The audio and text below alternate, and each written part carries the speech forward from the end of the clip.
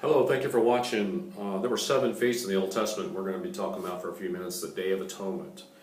In the Bible, in Leviticus chapter 16 and verse 14, "And he shall take of the blood of the bullock and sprinkle it with his finger upon the mercy seat eastward.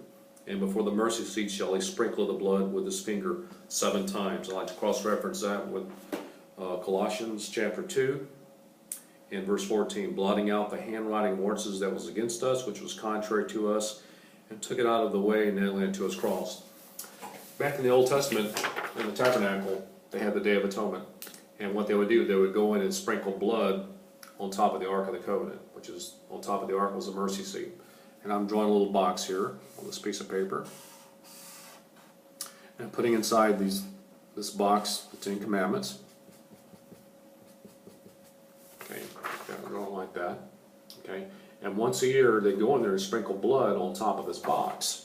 You got like overshadowing cherubims above the top.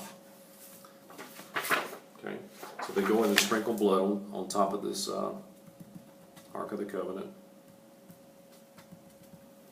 So the idea, there's the blood sprinkled. The idea was the blood was blotting out the law. The law is inside the box, and the blood is actually blotting out. So God is like overshadowing, looking down. He's a pillar of fire by night and a pillar of cloud by day. And so God looking down sees the blood covering the law. And at Calvary, Jesus Christ, when he died on the cross, his blood covered the law as well. I'd like to give you an example of this. If you can envision this, a babysitter is babysitting somebody's children. Well, let's say the parents give the babysitter with the kids 10 different things that the kids should do during the day, like wash the dog, sweep the driveway, clean your rooms. A list of 10 different things to do during the day. And the parents go shopping and they come back at the end of the day. And the parents have discovered that the kids have done 7 of those commandments. 3 they did not do.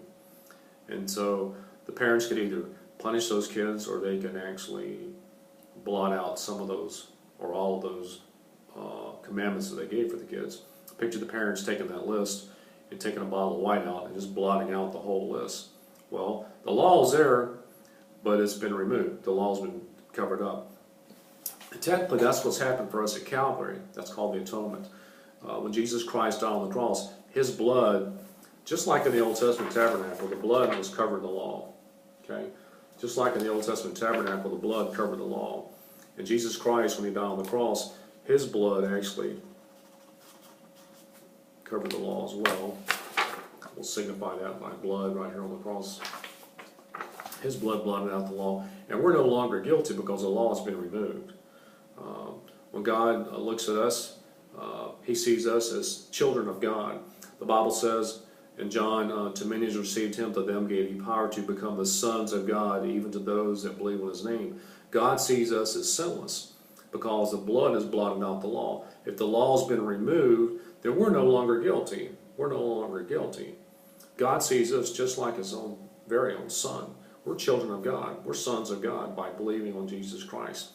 Well, this has just been just a little introduction to the Atonement.